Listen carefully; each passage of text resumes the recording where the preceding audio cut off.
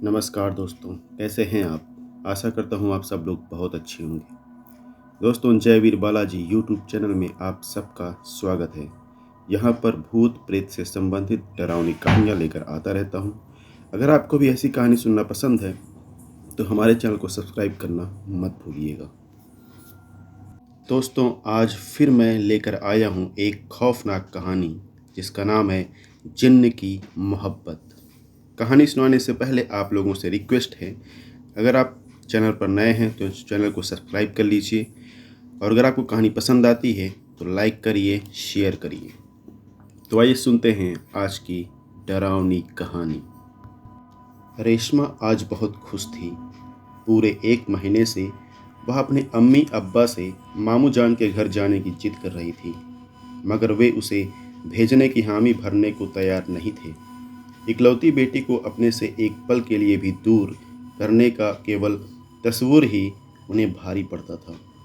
फिर भला वे पूरे 15 दिन के लिए रेशमा को अपने से दूर कैसे भेज सकते थे? रेशमा दिल्ली में रहती थी और उसके मामा राजस्थान में। मामा के घर जाने के लिए रेशमा ने भूख हड़ताल का सहारा लिया। तब कहीं जाकर उसके अम्मी अब्बू ने उसे राजस्थान जाने की इजाज़त दी। रेशमा ने तुरंत अपने मामू को फ़ोन कर अपने आने की इत्तला दे दी थी ताकि वह समय से उसे लेने स्टेशन पहुंच जाए। रेशमा को उसके अब्बू ने अगले दिन ट्रेन में बैठा दिया। ट्रेन स्टेशन पर 1 घंटा देरी से पहुंची। ट्रेन से उतरते ही रेशमा की नज़रों ने भीड़ में खड़े अपने मामा को पहचान लिया। मामू जान! रेशमा मेरी बच्ची! अधेड़ आयु के राशिद मियाँ ने कई साल बाद रेशमा को देखा था। वह बहुत खुश हुए। घर पहुंचकर रेशमा की मामी ने भी उसकी बहुत खातिर की। राशिद मियाँ का घर पुराने ज़माने की हवेली जैसा था। वह बड़ा, उसमें कई कमरे और शयन थे। खुले चौक में आम, जामुन, नीम और रात की रानी के पेड़ लगे थे। उन पेड़ों के नज़दीक ही लोहे की एंगल पर झूला टंगा था। राशिद मियाँ के विवाह के कई सालों बाद भी कोई औलाद नहीं हुई थी। उन्होंने अपनी बेगम को कहाँ कहाँ नहीं दिखाया। डॉक्टर, वैद्य, हकीम, पीर फकीर कोई नहीं छोड़ा था। कितनी ही मन्नत मनौतियाँ मांगी, तब पता नहीं किस दुआ के असर से अल्लाह ने उन्हें एक बेटी से नवाजा। रेशमा को भी इस बाबत मालूम था। उसने देखा मामी और छोटी गुड़िया जैसी उसकी बहन के गले में गंडे ताबीज पड़े थे। उसे यह सब अजीब सा लगा, मगर वह कुछ बोली नहीं। दिल्ली जैसे शहर में पली बड़ी ग्रेजुएट रेशमा को पीर फकीरों की बातों और गंढे ताबीज़ों के असरात पर जरा भी भरोसा नहीं था। लेकिन वह अपनी इस समझदारी भरी शिक्षित बातों से अपने प्यारे मामू मोमानी का दिल दुखाना नहीं चाहती थी। इसी कारण उसने कुछ नहीं कहा। राशिद मियाँ और उनकी बेगम ताहिरा अपनी इकलौती भांजी को अपनी औलाद की तरह चाहते थे, मगर रेशमा ने 1-2 दिन में ही ऐसा महसूस किया जैसे उसकी मुमानी किसी खौफ में जी रही हो। वह एक पल के लिए भी रेशमा को अपनी आंखों के आगे से ओझल नहीं होने देती थी। अगर रेशमा एक पल के लिए भी उन्हें दिखाई नहीं देती तो वह उसे पुकार पुकार कर हवेली सिर पर उठा लेती थी। एक दिन रेशमा नहा रही थी। मुमानी को मालूम नहीं था। उस वक्त वह रसोई घर में खाना बनाने में मसरूफ़ थी। इतवार का दिन था। राशिद मियाँ की छुट्टी थी। वह सहन में बैठे अखबार पढ़ रहे थे। खाना बनाते बनाते ताहिरा को रेशमा का ख्याल आया। उसने इधर उधर देखा, मगर वह कहीं नज़र नहीं आई। बस फिर क्या था, ताहिरा ने उसे ऊंची आवाज़ में पुकारना शुरू कर दिया। रेशमा, बेटी रेशमा, कहाँ हो तुम? आनन फानन रेशमा ने कपड़े पहने और उसे पुकारती बदहवास हो चुकी मुमानी के पास जा पहुंची। हम यहाँ हैं मुमानी जान। या खुदा, तेरा शुक्र है। ऊपर वाले का शुक्रिया अदा कर ताहिरा ने रेशमा को सीने से लगा लिया। कहाँ चली गई थी मेरी बच्ची? हम नहा रहे थे मोमानी जान। ओह! ताहिरा ने इत्मीनान की सांस ली। ताहिरा के सीने से लगकर रेशमा ने महसूस किया कि उनका दिल बहुत बुरी तरह धड़क रहा था, जैसे उन्होंने लंबी दौड़ लगाई हो या फिर किसी अनिष्ट की आशंका ने उन्हें इतना डरा दिया था कि भय से उनका दिल इतनी तेजी से धड़क रहा था। आप इतनी परेशान क्यों हैं, हुमानी जान? हम जब से आई हैं तब से आपको एक अजीब से तनाव में देख रही हैं। क्या हमसे कोई खता हो गई? नहीं रेशमा, ऐसी बात नहीं है। ये घर इतना बड़ा है, मुझे लगता है कि हम इसमें खो जाएंगे। ताहिरा की परेशानी पर पसीनों की नन्ही नन्ही बूंदें झिलमिला उठीं। रेशमा जब पहले 5 साल पहले आई थी, तब उसके मामा मामी शहर के बीचों बीच बनी कॉलोनी में एक मकान में रहते थे। वह मकान इतना बड़ा नहीं था, मगर 4 कमरों वाले उस घर में काफ़ी सुविधा थी। यह हवेली राशिद मियाँ को विरासत में मिली थी। करीब 4 साल से वे यहाँ रह रहे थे। ताहिरा, जरा इधर आना। अखबार पढ़ते राशिद ने ताहिरा को पुकारा। आप जाइए मुमानी जान, मैं आपके लिए चाय बनाकर लाती हूँ। बहुत अच्छा। ताहिरा ने प्यार भरी नज़रों से रेशमा को देखा और वहाँ से चली गई। रसोई की ओर जाती रेशमा को अचानक कुछ याद आया। उसकी अम्मी ने अपने हाथों से लड्डू बनाकर भेजे थे। मामा मामी से बात करने और छोटी तबस्सुम से खेलने में रेशमा लड्डू उन्हें खिलाना भूल ही गई थी। वह लड्डू चाय के साथ सर्व करने की इच्छा से अपने कमरे में जा पहुंची। जैसे ही उसने अपने बैग से डिब्बा निकाला, उसके कानों से राशिद मियाँ का स्वर टकराया। उसे कुछ नहीं होगा, तुम बेवजह हलकान हो रही हो। आप इतने बेफिक्र कैसे हो सकते हैं? ताहिरा बहुत ज़्यादा डरी हुई थी। क्या तुमने अपनी बच्ची के बारे में भी इतनी चिंता की है? राशिद मियाँ ने प्यार भरे लहजे में पूछा। उसे कुछ नहीं होगा, मौलवी साहब ने उसका गंडा बना रखा है। अगर आप रेशमा को भी। ताहिरा कहती कहती रुक गई। राशिद गहरी सांस लेकर बोला, मैं भी यही सोच रहा हूँ। रेशमा लड्डू लेकर रसोई में आ गई। उसने जल्दी से चाय बनाई और प्लेट में लड्डू रखकर सहन की तरफ चल दी। इस बीच उसका दिमाग बुरी तरह उलझता रहा। तरह तरह के सवाल उसके मन में टकराते रहे। रात काफ़ी हो चुकी थी, शायद आधी रात का वक्त था। अचानक रेशमा की आंख खुल गई। कमरे में नाइट बल्ब का मध्यम प्रकाश फैल रहा था। वह समझ नहीं पाई कि आखिर अचानक उसकी आंख क्यों खुली थी। तभी तेज खुशबू का झोंका उसके नथुनों से टकराया। वह चौंकी। उसने गहरी सांस लेकर उस खुशबू को पुनः महसूस किया। वह विचित्र सी सुगंध थी।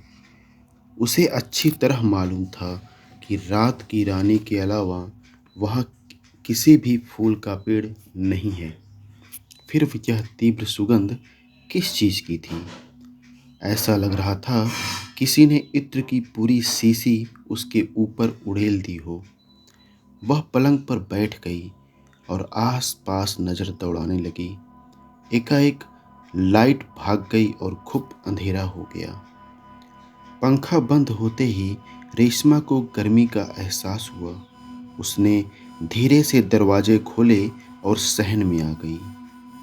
बाहर भी वही सुखद खुशबू फैली थी। सांसों की राह उस खुशबू को समेटते हुए रेशमा कब सहन पार कर बाहर खुले चौक में आ गई, उसे पता ही नहीं चला। सहसा वह ठिठक गई। चूं चूं की आवाज उभरी।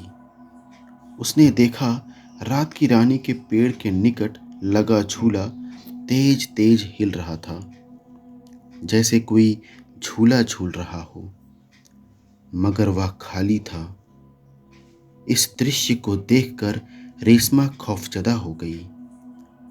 उस उमस भरी रात में हवा का नामो निशान नहीं था। फिर झूला कैसे इतना तेज हिल रहा था? दहशत में भरी रेशमा वहां से भाग जाना चाहती थी, मगर वह हिल भी ना सकी। उसकी आवाज उसके हलक में फंस कर रह गई थी। पूरी हवेली अंधेरे में डूबी थी। तभी रेशमा ने देखा ग्राउंड फ्लोर पर बने कोने के कमरे में हल्की भूरी पीली रोशनी हो रही है। उसकी जान में जान आ गई। उसे लगा उसकी मुमानी उसे ढूंढने आ पहुंची है। अब डरने की कोई बात नहीं है, वह सोचने लगी। लाइट भाग जाने पर मुमानी मुझे देखने कमरे में आ गई होंगी। वह मुझे न पाकर कमरे दर कमरे में मुझे अपनी आदत के मुताबिक खोज रही होंगी, मगर वह मुझे पुकार क्यों नहीं रही हैं? शायद मामू जान के डर से। रात बहुत हो रही है, उनके पुकारने से मामू भी जग जाते। उसने एक नज़र झूले की तरफ देखा। झूला अपनी जगह स्थिर हो चुका था। वह भी सामान्य हो गई और तेज कदमों से उस कमरे की तरफ बढ़ गई जहां रोशनी हो रही थी। हवा के झोंके की तरह रेशमा कमरे में जा घुसी। मुमानी जान, मुमानी जान, उसने कई बार पुकारा मगर कोई जवाब नहीं मिला। उस खाली और बड़े कमरे के बीचों बीच खड़ी रेशमा ने चारों तरफ घूमकर भी देखा, मगर वहां कोई नहीं था। कमरे में अभी भी मटमैली रोशनी फैली थी, जैसे मोमबत्ती जल रही हो। लेकिन हैरत की बात यह थी कि रोशनी का स्रोत कहीं नजर नहीं आ रहा था। न कहीं चिराग था, न मोमबत्ती। फिर वह रोशनी, एकाएक पूरा कमरा उसी खुशबू से भर गया जो उसने अपने कमरे में महसूस की थी। लेकिन इस बार वह इस खुशबू का आनंद नहीं उठा सकी। भयभीत हिरनी सी उसकी नजरें इधर उधर किसी अदृश्य वजूद को ढूंढ रही थी। अब उसे रह रह कर अपनी मुमानी की परेशानी याद आ रही थी। वह समझ गई कि उस हवेली पर किसी जिन्न अथवा भूत का साया है। इसी कारण सभी ने ताबीज पहन रखे हैं, मगर वह इस नेमत से महरूम थी। रेशमा का सारा वजूद पसीनों में नहा उठा। सांसें लोहार की धौंकने की मानिंद चलने लगी। डर ने उसे पूरी तरह जकड़ लिया था। तभी उसके कानों में सीटी की आवाज़ टकराई। यह आवाज़ ठीक ऐसी थी जैसे कोई दीवाना अपनी प्रेमिका के प्रेम में पागल हो। सहसा रेशमा को अपने पीछे किसी के होने का एहसास हुआ। वह इतनी डरी होने के बावजूद भी तेजी से पलट गई। उसने जो देखा उसे देखकर उसकी झील सी नीली कजरारी आंखें फटी की फटी रह गईं और मुंह हैरत से खुला रह गया। कौन हो तुम? रेशमा ने भयभीत स्वर में पूछा। उसके सामने बहुत ही खूबसूरत सजीला नौजवान खड़ा था, जिसकी आंखों में विचित्र सी चमक थी। गुलाबी होठों पर बेहद आकर्षक मुस्कुराहट ठहरी थी। रेशमा के सवाल पर उसके होंठ हिले। मैं एक दीवाना हूँ जिसे तुम्हारे हुस्न ने पागल कर दिया है, कहते हुए उसने रेशमा की तरफ कदम बढ़ाए। रेशमा साहस करके 2 कदम पीछे हट गई। खौफ से उसकी टांगें कांप रही थीं। वह हिम्मत करके बोली, रुक जाओ। उसके बढ़ते कदम रुक गए। बंदा आपके हुक्म का गुलाम है मलिकाए हुस्न। उसकी आवाज में बला का जादू था। तुम कौन हो और यहाँ कैसे आए? मैं यहीं रहता हूँ, इसी कमरे में। रही बात कि कौन हूँ, तुम्हें देखकर तो मैं पिछले 2 दिनों से यह बिल्कुल भूल गया हूँ कि मैं कौन हूँ। मैं तुम्हें बहुत प्यार करता हूँ रेशमा। उसकी आवाज में दीवानगी झलक रही थी, मगर आंखों का ठहरा हुआ सर्द भाव रेशमा को सर्द सिहरन से भर गया। मगर उसने साहस का दामन नहीं छोड़ा। वह धीरे धीरे पीछे हट रही थी ताकि दरवाजे से बाहर निकलते ही मुमानी के कमरे की तरफ दौड़ लगा दे। उसी पल खट खट दरवाजा खुद ब खुद बंद हो गया।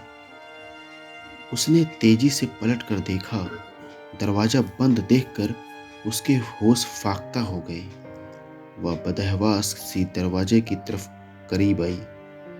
उसने जैसे ही दरवाजा खोलने का प्रयास किया, उसके शरीर को तेज धक्का लगा और वह चीखती हुई अगले ही पल किसी से टकराई, मगर नीचे नहीं गिरी। पीछे खड़े रूहानी दुनिया के उस युवक ने उसे अपनी बाहों में थाम लिया था। रेशमा खौफ से चीखती हुई उससे छिटक कर दूर हो गई। युवक परेशान हो उठा। तुम इतना डरी क्यों हो? कुछ पलों तक रेशमा अपनी खौफ से फूली सांसों पर काबू पाती रही और फिर बेबसी से रोती हुई बोली, मैं इंसानी दुनिया की रहने वाली हूँ और तुम रूहानी दुनिया के बाशिंदे। मेरा खौफ जायज है।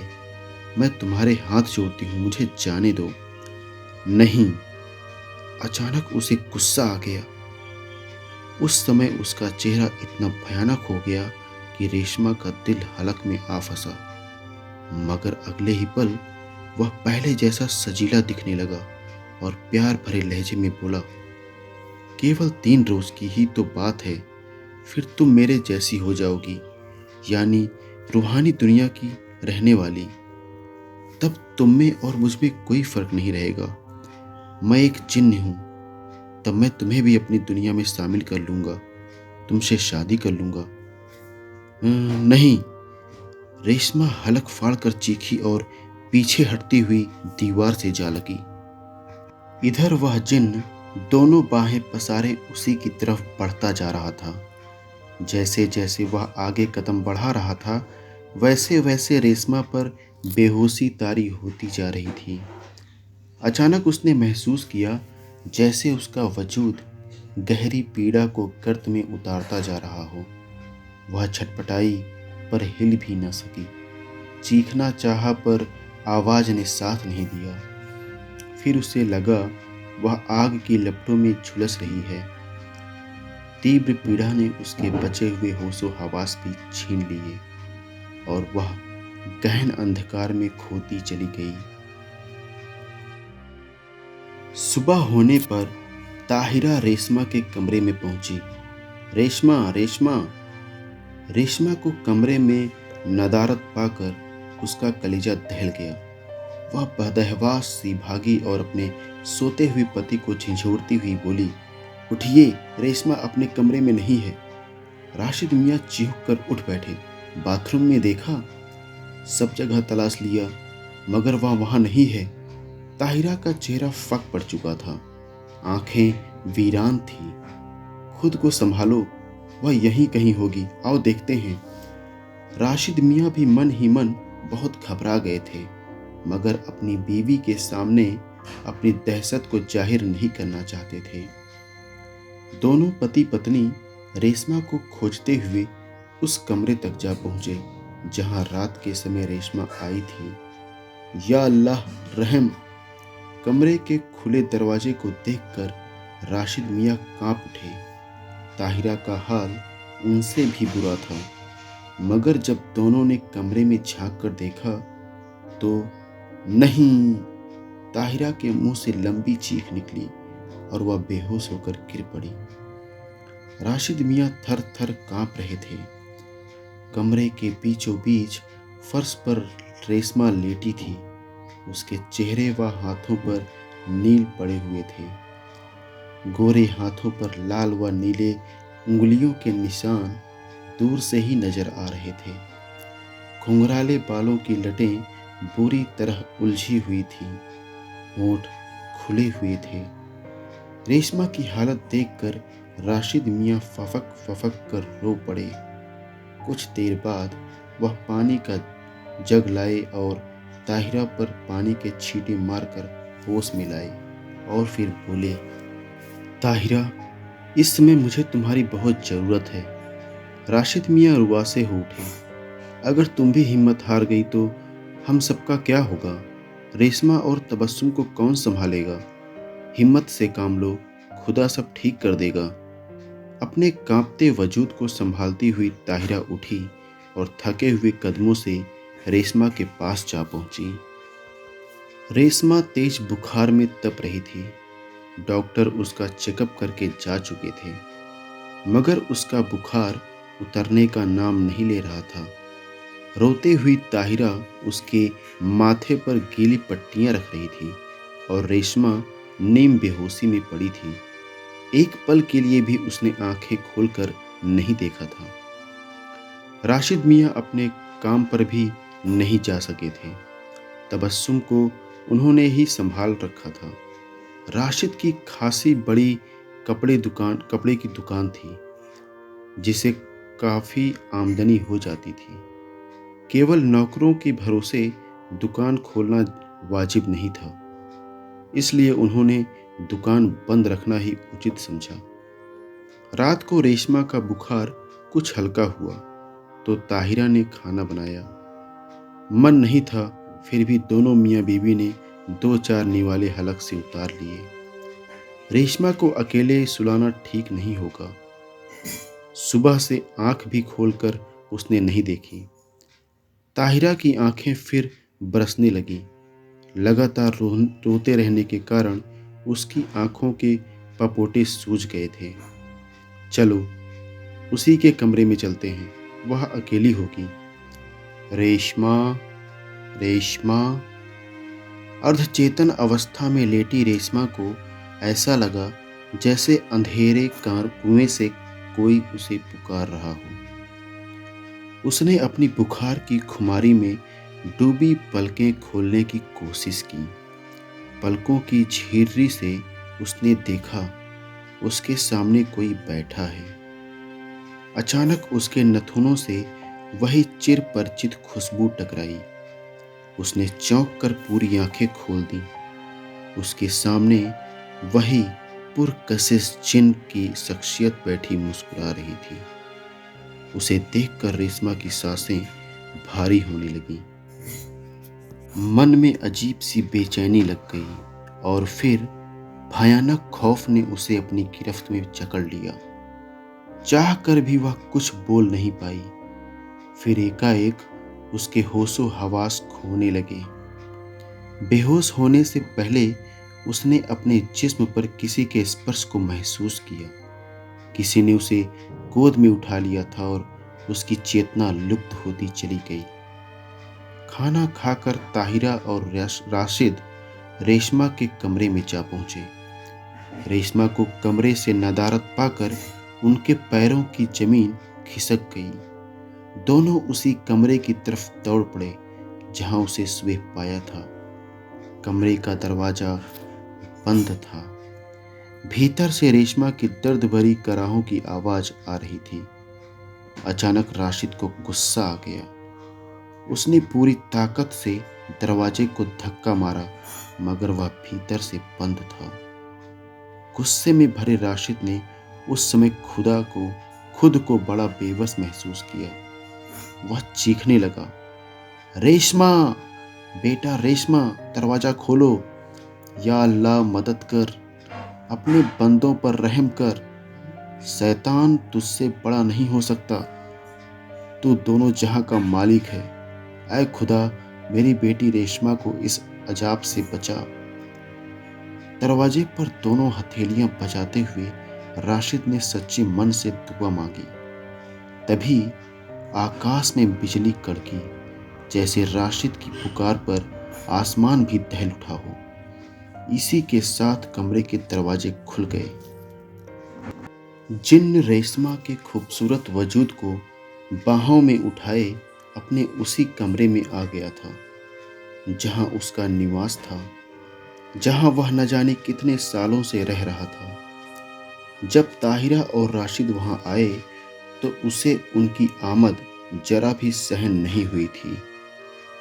उस समय उसका पूरी हवेली पर राज था, मगर ताहिरा और राशिद अल्लाह में विश्वास रखने वाले नमाजी लोग थे।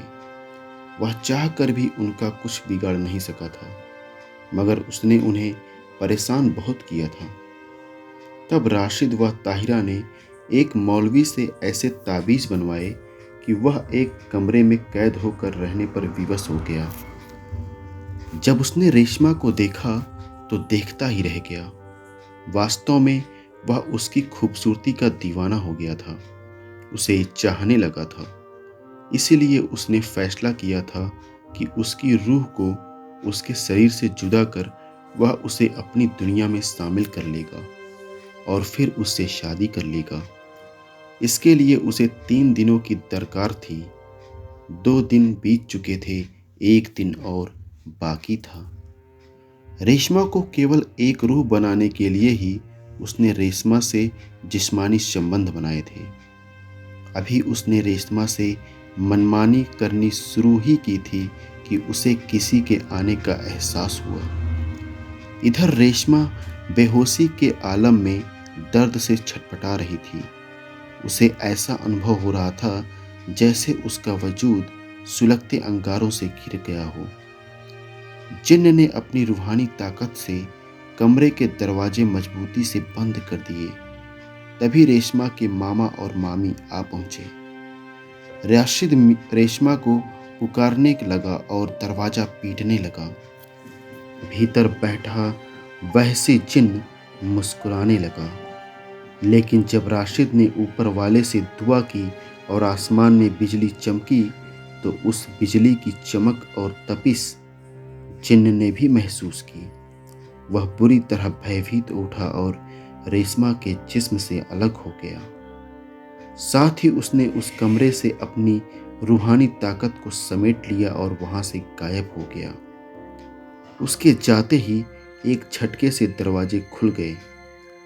राशिद यह देखकर बड़ा खुश हुआ। रेशमा, रेशमा! राशिद और ताहिरा भीतर की ओर लपके। फर्श पर पड़ी रेशमा का चेहरा हल्दी जैसा पीला नजर आ रहा था। ऐसा लगता था जैसे वह वर्षों से बीमार है। उसकी हालत देखकर दोनों मियाँ बीवी बेबसी से रो पड़े। वह रात राशिद और ताहिरा ने आंखों ही आंखों में काट दी। पूरी रात दोनों इस्लाम धर्म की पाक पुस्तक की आयतें पढ़ते रहे। करीब ही पालने में नन्ही तबस्सुम सो रही थी। सुबह होते ही राशिद ने ताहिरा से कहा, तुम रेशमा का ख्याल रखना, मैं अभी आता हूँ। राशिद लगभग दौड़ते कदमों से अपनी बाइक तक पहुंचा और उस पर सवार होकर चल दिया। राशिद करीब 1 घंटे बाद लौटा। उसके साथ मौलवी साहब भी थे। यह वही थे जिन्होंने ताहिरा व तबस्सुम के लिए ताबीज़ बनाए थे।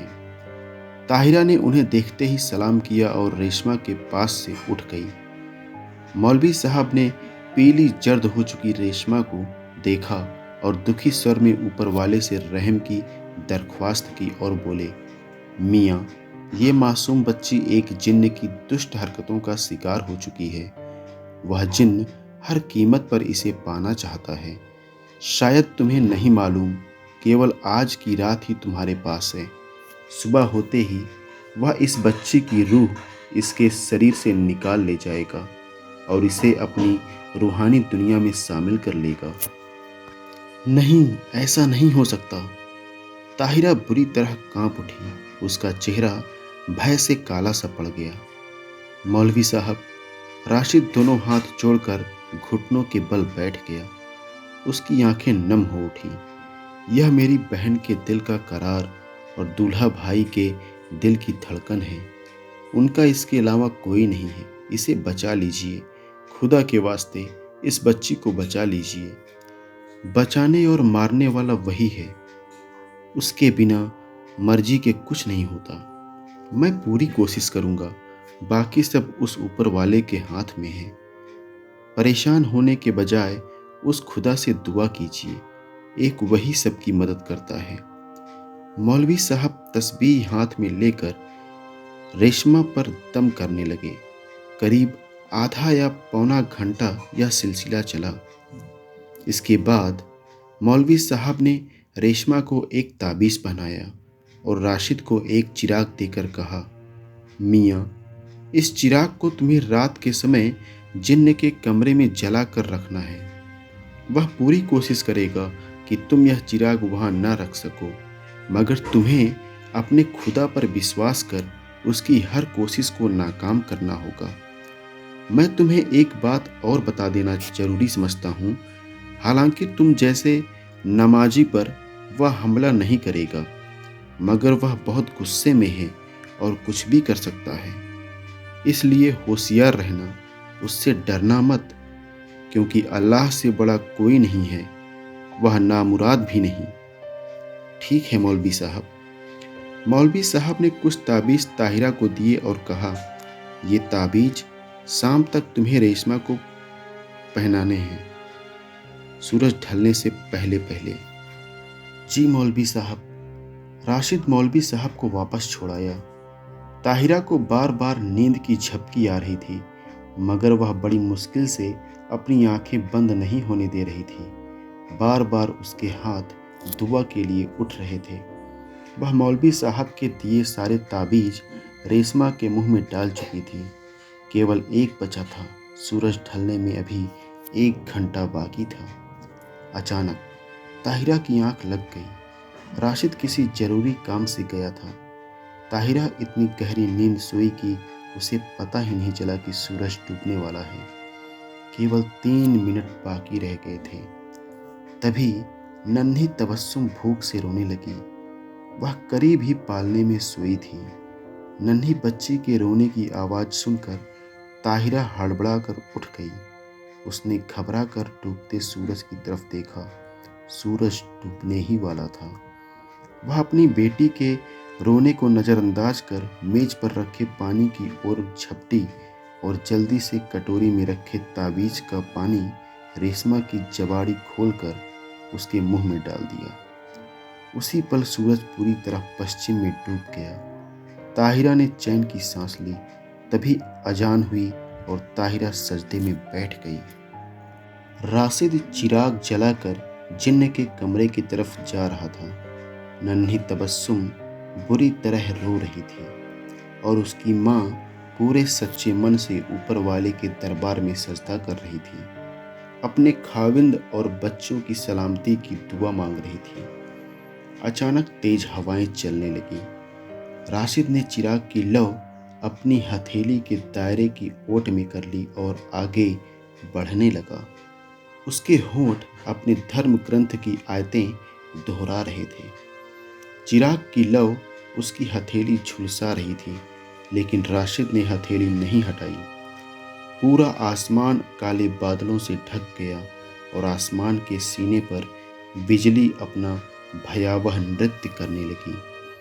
हवा में साएं साएं और विचित्र सा हूं का स्वर गूंज रहा था। रात के गहन अंधकार में फैला भूतहा वातावरण देखकर राशिद को अपना ही घर पराया सा लगा। जिन्न के कमरे और राशिद में 4 कदमों का ही फासला रह गया था। राशिद का दिल किसी अनजानी आशंका से धड़क उठा। उसके बढ़ते कदम ठिठक गए। उसी पल उसे अपनी मौत के मुंह में आ जाती भांजी का ख्याल आया और साथ ही मौलवी साहब की बात कानों में गूंजने लगी। उससे डरना मत, खुदा पर भरोसा रखना। इस बात को याद करते ही राशिद का खौफ जाता रहा। वह पूरे आत्मविश्वास और साहस के साथ कमरे की तरफ बढ़ने लगा। जैसे ही वह चौखट पर पहुंचा, सुनिए, उसे किसी ने पुकारा। आवाज ताहिरा की थी। राशिद ने उस आवाज को साफ साफ पहचाना। वह पलटकर देखना चाहता था कि क्या हुआ। इबादत में बैठी ताहिरा वहां क्यों आई है, मगर फिर उसने सोचा, जिस काम के लिए वह आया है उसे पूरा किए बिना वह पलटकर नहीं देखेगा। इसी विश्वास के तहत वह हवा के झोंके की तरह कमरे में घुस गया और चिराग कमरे के बीचों बीच फर्श पर रख दिया। ठीक उसी समय एक भयावह चीख फिजा में गूंज उठी। घूम की आवाज के साथ कमरा दहलने लगा। चिराग फर्श पर रखकर राशिद हवा के झोंके की तरह कमरे से निकल गया। उसके निकलते ही जिन्न का कमरा भरभरा कर गिर पड़ा। राशिद ने चैन की सांस ली। राशिद ने देखा ताहिरा सजदे में बैठी दुआ कर रही थी। उसे देखकर राशिद की रीढ़ में बर्फ सी सिरहन दौड़ गई।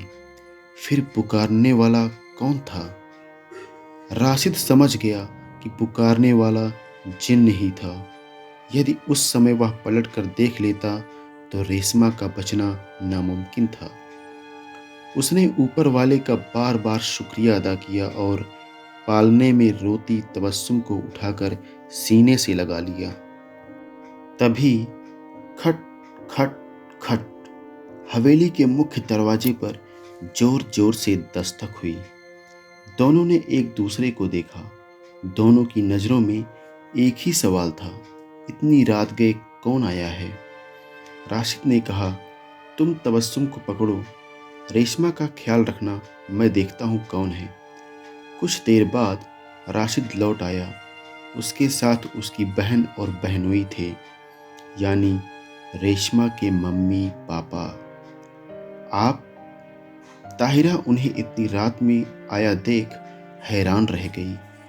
इस समय वे सभी हॉल कमरे में थे। इतनी रात गए, सब खैरियत तो है? सब खैरियत है, रेशमा के वालिद ने कहा। परसों रेशमा की अम्मी ने बड़ा ही खौफनाक ख्वाब देखा कि रेशमा। खैर, वह मुस्कुराए और बोले, ये तभी से आने की जिद कर रही थी, हार कर मुझे आज आना पड़ा। वैसे रेशमा कहाँ है? दिखाई नहीं दे रही है। वह सो रही है। पहले आप हाथ मुंह धो लीजिए, फिर बात करते हैं। रेशमा के अम्मी अब्बू ने हाथ मुंह धोकर केवल चाय पी और हल्का फुल्का नाश्ता किया। तत्पश्चात राशिद ने उन्हें सारी बात बताई। पूरी बात सुनकर दोनों के चेहरे फक पड़ गए। उन्होंने कमरे में जाकर रेशमा को देखा। अब उसे बुखार नहीं था, मगर कमजोरी ने उसकी सूरत बदल दी थी। करीब एक हफ्ते तक रेशमा अपनी अम्मी अब्बू के साथ राजस्थान में ही रही। पूरी तरह ठीक होने पर वह दिल्ली लौट आई। उसके माता पिता ने आगामी 15 दिन बाद उसका निकाह दिल्ली के ही एक नामी बिजनेसमैन के बेटे से कर दिया। इतनी खूबसूरत दुल्हन को देखकर ससुराल वाले वारी वारी हो गए। सुहाग रात की सेज पर लाल कपड़ों और भारी जेवरों से सजी रेशमा अपने शौहर के इंतजार में घूंघट निकाले बैठी थी। अचानक वह चौंक पड़ी। खौफ से उसकी आंखें फैल गईं। उसके नाखूनों से वही चिर परिचित खुशबू टकरा रही थी। उसकी भयभीत हिरनी सी नजरें कमरे में घूम रही थी। तभी उसकी आंखों के सामने धुएं की एक आकृति नजर आने लगी, जिसने धीरे धीरे जिन्न का रूप ले लिया। वही पुरकशिश शख्सियत और आकर्षक मुस्कुराहट। मगर आज उसकी मुस्कुराहट में पीड़ा झलक रही थी। रेशमा बुरी तरह भयभीत हो उठी। उसका जिस्म थर थर कांप रहा था। यह देखकर जिन्न का दर्द और भी बढ़ गया। डरो मत रेशमा, जिन्न की आवाज किसी गहरे कुएं से आती हुई महसूस हो रही थी। तुम मेरी मोहब्बत हो। यदि मैं चाहूं तो आज भी तुम्हें अपने साथ ले जा सकता हूं, लेकिन मैं ऐसा हरगिज नहीं करूंगा। जानती हो क्यों? क्योंकि तुम मुझसे मोहब्बत नहीं करती। काश यह बात मैं पहले समझ लेता। मुझसे भारी गलती हो गई, मुझे माफ कर दो। जिन्न पश्चाताप करने लगा। रेशमा की खौफजदा आंखें उसी पर टिकी थीं। अपनी पीड़ा और दर्द को वह बड़ी मुश्किल से भुला सकी थी, लेकिन जिन्न को सामने देखकर उसे पुनः अपने सारे दर्द याद आ गए। लेकिन फिर भी वह खामोश रही। तभी जैसे जादू के जोर से एक सफेद मोतियों की माला जिन्न के हाथ में नजर आने लगी। वह उस माला को बेड पर रखकर बोला, अगर तुम मुझे माफ कर सको, यदि तुमने मेरी यह छोटी सी भेंट स्वीकार कर ली तो मैं समझूंगा तुमने मुझे माफ कर दिया। इतना कहकर जिन्न गायब हो गया। कमरे में आती फूलों की सुगंध भी खत्म हो गई। उसी समय कमरे का दरवाजा खुला और एक सजीले नौजवान ने कमरे में कदम रखा। घूंघट की आड़ से उसकी शक्ल देखते ही रेशमा अवाक रह गई। वह रेशमा का शौहर जैफ खान था, लेकिन उसकी सूरत हूबहू जिन्न जैसी थी।